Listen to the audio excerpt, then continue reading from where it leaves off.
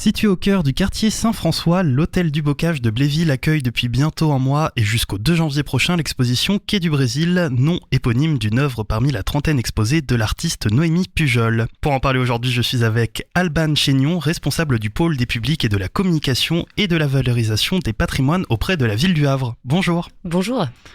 Alors avant de parler de l'exposition et de l'artiste, est-ce que vous voulez bien revenir sur l'histoire de l'hôtel du Bocage de Bléville ? Alors l'hôtel du Bocage de Bléville fait partie de l'entité musée d'art et d'histoire, donc avec la maison de l'Armateur et de l'abbaye de Graville, sur les hauteurs du Havre. Et l'hôtel du Bocage de Bléville est une demeure qui a appartenu à Michel-Joseph du Bocage, en l'occurrence, navigateur, corsaire havrais et armateur à la fin de sa vie. Et donc ce bâtiment est aujourd'hui musée de France et accueille un musée autour de l'histoire du Havre. C'est donc Noémie Pujol qui a été sélectionnée pour exposer jusqu'au 2 janvier. Qui est-elle et pourquoi l'avoir choisie ? Alors Noémie Pujol n'est pas havraise, mais elle a vécu longtemps au Havre, de 1982 à 2007, et elle est à l'origine du festival au Havre Are You Experiencing, qu'elle a créé et dont elle a tenu la présidence plusieurs années. Et c'est dans ce cadre-là que nous l'avons rencontrée, puisque nous avions exposé des photographies du Havre du début du siècle à l'hôtel du Bocage de Bléville. Il y a un an, elle est revenue vers nous avec des propositions de ses œuvres cette fois-ci, et nous avons été séduits par les photographies.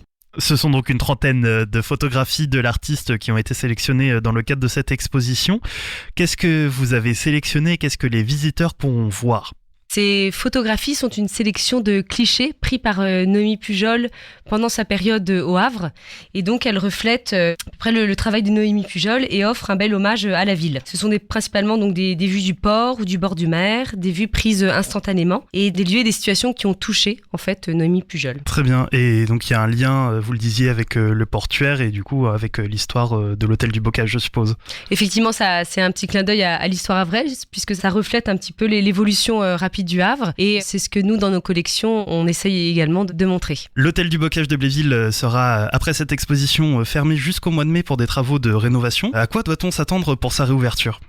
Alors effectivement, le musée va fermer à partir du 2 janvier et là va s'engager des travaux et des déménagements puisque les bureaux sont déménagés au dernier étage et l'ensemble des pièces, plus 50 mètres carrés, vont être dévolues à une exposition sur la participation de la Normandie à la traite des Noirs et à l'esclavage. Mais il y aura toujours ce qui est exposé pour le moment au musée, donc des objets d'histoire de la ville et des propriétaires qui étaient là avant.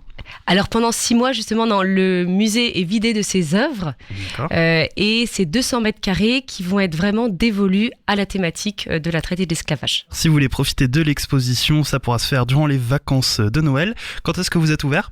Alors on est ouvert tous les jours sauf le mardi, de 10h à 12h30 et de 13h45 à 17h30, et on propose le week-end des clés de l'expo en 15 minutes chrono, ce qui permet d'avoir les infos suffisantes pour pouvoir découvrir librement l'exposition. Le musée est toutefois fermé exceptionnellement ce week-end, 17 et 18 décembre. Merci beaucoup Alban Chénion d'être venu sur Westrack et à très bientôt. Merci beaucoup.